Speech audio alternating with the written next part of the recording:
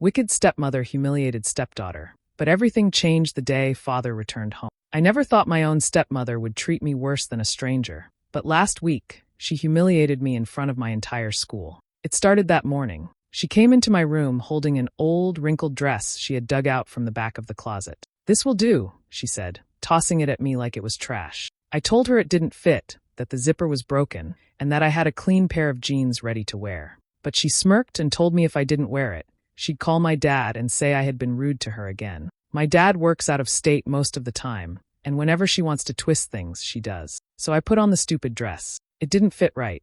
The zipper bunched up in the back, and the sleeves were too tight around my shoulders. I looked like a joke, and I knew it.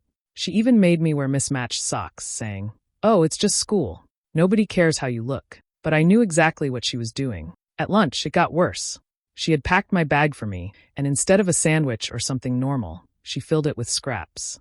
Literally scraps. Half an apple with the brown part still on it, a piece of cold broccoli, and a slice of bread with nothing in between. My friends stared at me when I pulled it out. Some laughed. Others looked away, not wanting to be part of it. I wanted to disappear. I ended up skipping lunch just so I didn't have to explain. Then came the final blow that day. Pickup time. Most parents either wait in their cars or stand near the curb. Not her. She parked the car right in front of everyone and got out, waving and yelling my name like she was at a football game. I walked as fast as I could, but when I reached the car, she pulled the door shut and raised her voice for everyone to hear. "You still haven't thanked me for buying you those new clothes," she shouted. People nearby turned to look. She wanted them to think she was some caring stepmother spoiling me, when in reality the only thing she'd ever given me was hand-me-downs that didn't even fit. I muttered a thank you under my breath, face burning with embarrassment. The ride home was quiet except for her fake humming, like she was proud of what she'd done. I stared out the window and thought about telling my dad. But every time I imagined it, I heard her voice in my head, twisting the story, making me out to be ungrateful or dramatic. She was good at pretending, and he had never seen the way she really treated me. I felt trapped. That night, I went to bed wishing things could just stop, wishing I had even one adult who believed me. I didn't know it then, but everything was about to change, because the very next week, my father walked through the front door earlier than expected. Every day in that house felt like walking on glass. From the moment I woke up, my stepmother found a way to remind me of where she thought I belonged. I wasn't treated like part of the family. I was the maid.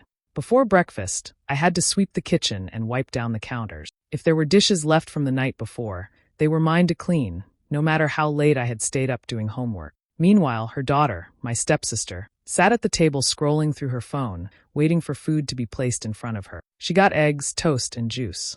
I got nothing unless I managed to sneak something after they were done. If I asked for a plate, my stepmother would raise her eyebrows and say, "Food has to be earned. Maybe once you start appreciating what I do for you, you'll get more." The pattern never changed. When her daughter needed a ride, she got it immediately. When I asked for one, I was told to walk. If her daughter wanted new shoes, they appeared in a shopping bag by the weekend. If I mentioned needing notebooks for school, she'd laugh and hand me some used ones with pages already filled. It wasn't just unfair, it was deliberate. She wanted me to feel smaller every single day. What made it worse was how she treated my dad whenever he called. His job kept him away, and most of their conversations happened on speakerphone in the kitchen. She would talk in this sweet, careful voice, like she was auditioning for a role. "Oh, the girls are doing great," she'd say. "Your daughter is such a help around the house. She's really learning responsibility." My father sounded proud when he replied, and every time, my stomach sank. If only he could see how those responsibilities meant scrubbing floors while her daughter watched TV. Sometimes, when he asked to talk to me, she'd hand me the phone with that fake smile plastered on her face.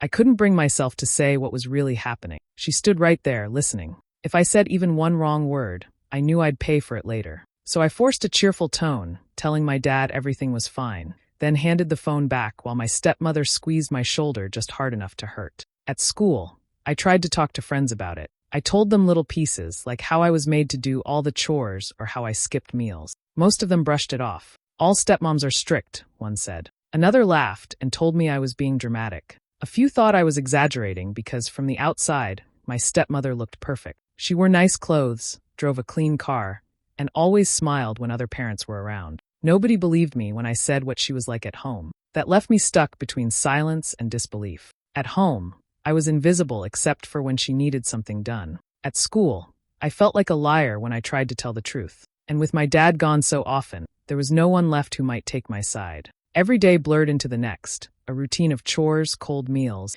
and the sound of my stepmother's sweet voice lying to my father through the phone. The night of the so-called family dinner is still burned into my memory. My stepmother spent the entire day preparing. She decorated the dining room, set out the fancy plates, and made sure her daughter looked perfect. A new dress, fresh curls in her hair, even makeup that she wasn't usually allowed to wear. When I asked if I should get ready too, she tossed me a plain old shirt that looked 2 sizes too big. "This will do," she said, not even looking at me. By the time we sat down, she had already made her plan clear. She placed her daughter at the head of the table, right next to her, while I was pushed to the far side, like I was a guest no one really wanted there. At first, I thought maybe she was just showing off her cooking or her daughter's achievement. But as soon as everyone had food on their plates, she started. "Doesn't she look beautiful tonight?" she said loudly, gesturing to her daughter. "She's growing into such a young lady. So much grace." Everyone nodded politely. Then she turned her eyes on me. "And then we have, well, the other one." She laughed and her daughter joined in. My face burned, but I stayed quiet. It didn't stop there. Every few minutes, she found a new way to cut me down. "Why don't you sit up straight like your sister? Look at her posture." Then later, "I can't imagine why you don't take better care of yourself. Maybe if you tried a little harder, people would notice you." She even pointed to my shirt and said, "That's the best she could manage tonight. Isn't it sad?" Her daughter smiled sweetly each time, eating up every word. The whole dinner became one long performance of comparison. Pretty against plain, smart against average, valuable against worthless. I sat there gripping my fork so hard my hand ached. Finally, when she leaned in and said, "You'll never measure up to her, no matter what you do," something inside me broke. I couldn't fake a smile. I couldn't swallow down the words anymore. I dropped my fork, pushed back my chair, and ran to my room before anyone could see the tears streaming down my face. Upstairs, I buried my face in my pillow and cried until my throat hurt. I hated that she got to humiliate me so easily, and I hated even more that nobody saw through her act. My dad still believed she cared for me. Everyone else believed the picture she painted of a happy blended family. That night, I made myself a promise. If he ever saw even a glimpse of the truth, I would make sure he knew everything. I grabbed my phone and wiped my eyes. From then on, I started saving things. A photo of the chores list with only my name written on it. A recording of her voice when she snapped at me the second the phone call with my dad ended. Tiny pieces of proof. They were small, but they were real. And for the first time, I felt like I had something on my side. It happened on a quiet Thursday evening. I had no warning. The front door opened, and there was my dad standing in the entryway with his suitcase. I froze on the stairs when I saw him, almost not believing it. He was supposed to be gone for another week. My stepmother rushed over to him with a big smile, wrapping her arms around his neck like she had been waiting at the window all day. "I wanted to surprise you both," he said, smiling tiredly. "I caught an earlier flight." My heart leapt, but at the same time my stomach twisted. I didn't know what to do with the sudden relief and fear mixed together. He was home, but so was she. I walked down the stairs slowly, and when he saw me, his smile softened. "Hey, sweetheart," he said, reaching out to hug me. I leaned into him, but I could feel her eyes on me, sharp and cold even though her mouth was still smiling. At dinner that night, things felt strange. My dad asked me questions, simple ones like how school was going, what I'd been working on, if I was eating enough. I gave short answers, my eyes on my plate. I could barely speak because she was sitting right there, making sure I didn't say too much. She filled in the silence for me, laughing lightly as she told him I had been so helpful and really maturing. My dad nodded, clearly pleased, but I could tell he was studying me. His eyes lingered on the way I picked at my food instead of eating, on how I kept glancing down whenever she spoke. Later that night, I was in the kitchen cleaning up while my stepsister lounged on the couch. My stepmother walked in, her smile gone the second my dad wasn't around. She scolded me in a low, sharp voice, telling me I had embarrassed her by being quiet at dinner. She said I needed to act happier, more grateful. I tried to defend myself, whispering back that I hadn't done anything wrong, but that only made her angrier. Her voice rose without her realizing it. "Don't you dare make me look bad in front of your father. You hear me?" she hissed.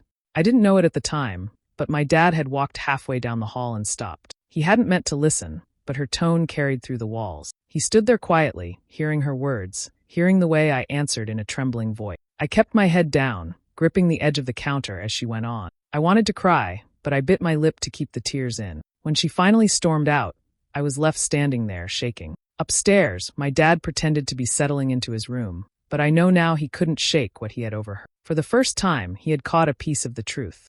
The next morning, I woke up early to finish a school project before leaving. The house was quiet, and I thought maybe things would stay calm since my dad was home. But as soon as I walked into the kitchen, she was waiting. She leaned against the counter with her arms crossed, that same sharp look on her face. "You think you fooled him last night," she whispered harshly. "Don't flatter yourself. He'll always believe me over you." I tried to ignore her and open the fridge to grab some milk, but she slammed the door shut. "You don't deserve anything until the chores are done. Maybe you should thank me for even letting you live under this roof." Her voice was louder now, filling the room. I froze, wishing I could disappear. What I didn't know was that my dad was awake upstairs. He had come down the hall quietly, still in his robe, and stopped at the top of the stairs when he heard her voice. He stayed hidden, listening carefully. She stepped closer, lowering her voice but making it even sharper. "Look at you. Always moping, always dragging your feet. No wonder no one likes you. Do you ever think about how embarrassing you are to me? People notice, you know. They notice the difference between you and my daughter." My hands shook as I tried to hold my notebook against my chest. I wanted to say something back, but the words stuck in my throat. I knew if I argued, it would only make things worse. She smirked at my silence. "Pathetic," she muttered. She then made me wipe the counters again, even though they were already clean, just to prove her control. "Do it properly," she snapped when I tried to finish quickly. Every second felt heavier with her standing right behind me, criticizing the way I moved, the way I stood, even the way I breathed. Upstairs, my dad's face hardened. He had heard enough to know it wasn't a one-time thing. He didn't step in yet, though. He wanted to see exactly how far she would go, how she spoke to me when she thought no one else was listening. When my stepsister finally came into the kitchen, my stepmother's tone changed instantly. She laughed and fussed over her, offering her pancakes and juice, acting like the perfect mother. I stood there with the rag still in my hand, invisible again. I caught my dad's shadow at the corner of the hallway for just a second, but I thought maybe I was imagining it. I didn't realize he had been there all along, watching quietly, piecing everything together. That morning, I walked to school with a heavy heart, still shaken by her words. My dad never mentioned what he'd seen, but he had. And for the first time,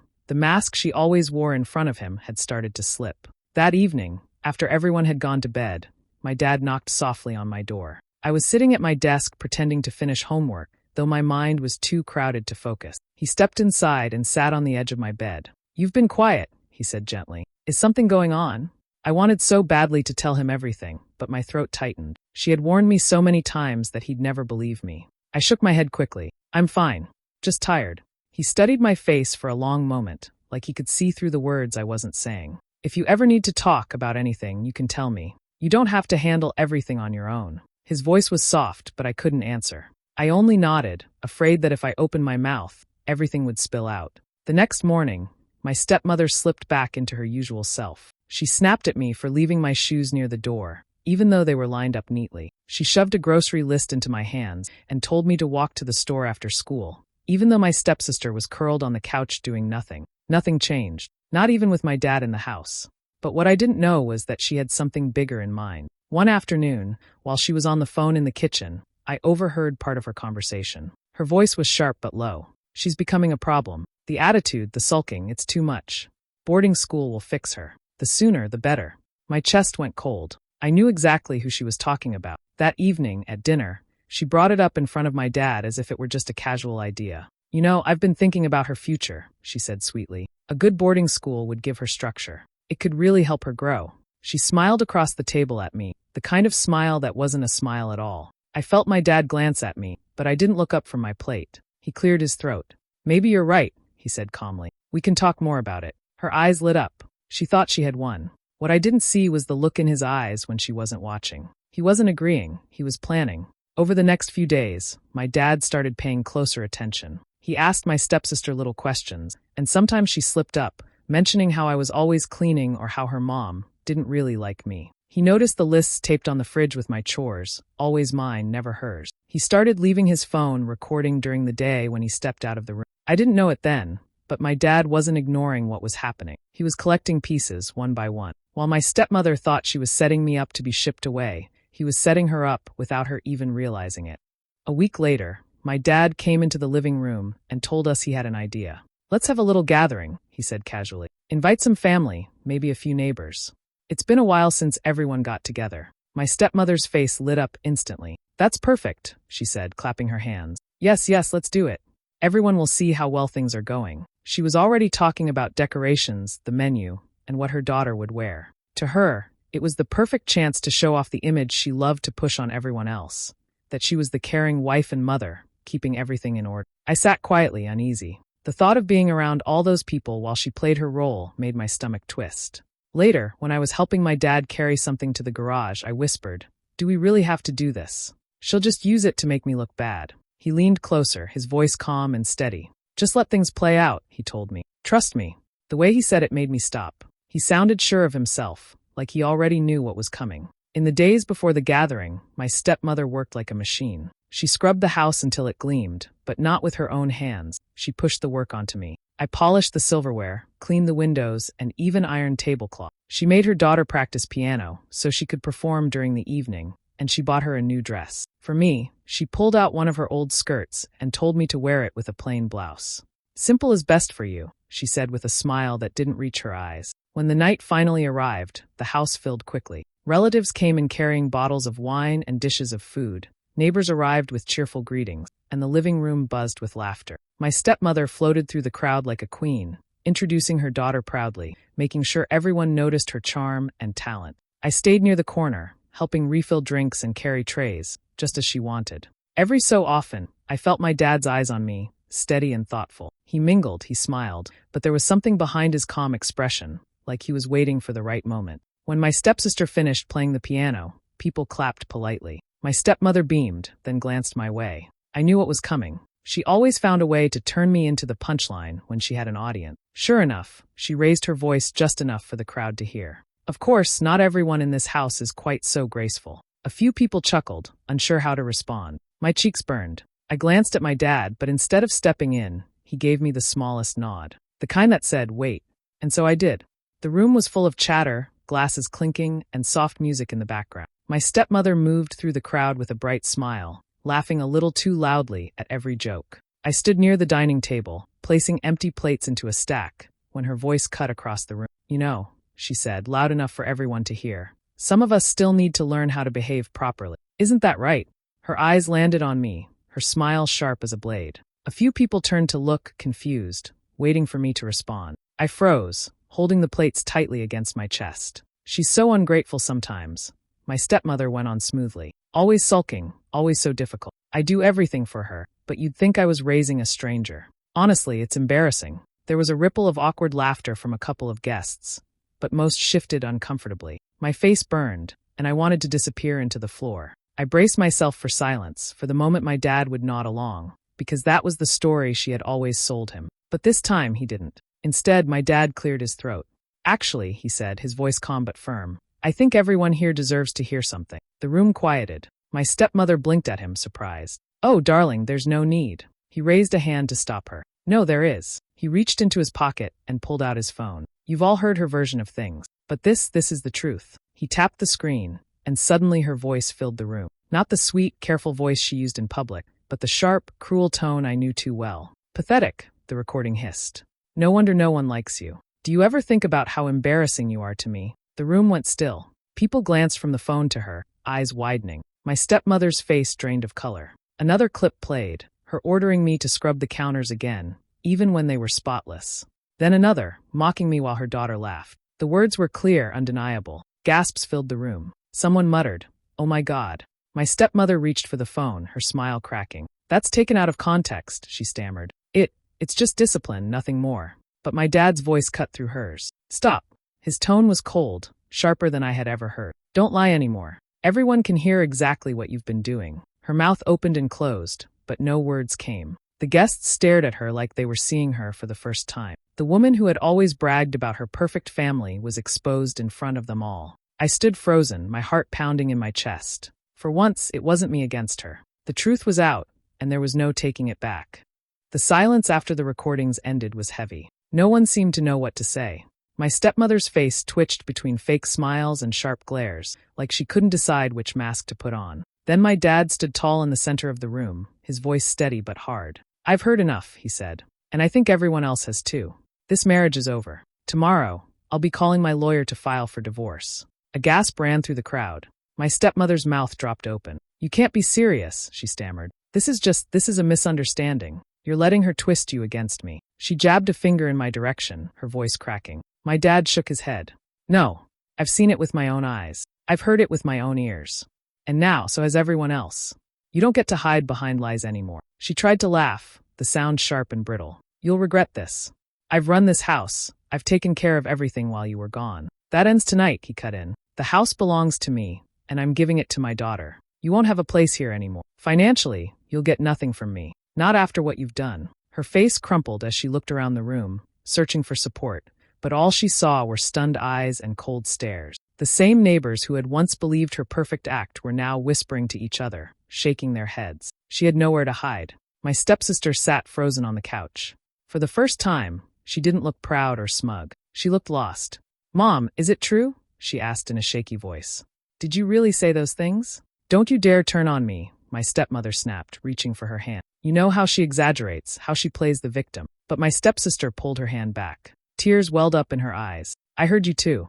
You always treated her different. I thought it was normal, but—" Her voice broke off, and she buried her face in her hands. My stepmother stood there, trembling, her painted image collapsing piece by piece. She tried again to speak, but no one was listening anymore. Every person in the room had seen her unmasked, and nothing she said could cover it up. My dad placed a firm hand on my shoulder. "From now on," he said, his voice carrying across the room, "my daughter comes first. She's the one who deserves a safe home. Not lies, not cruelty.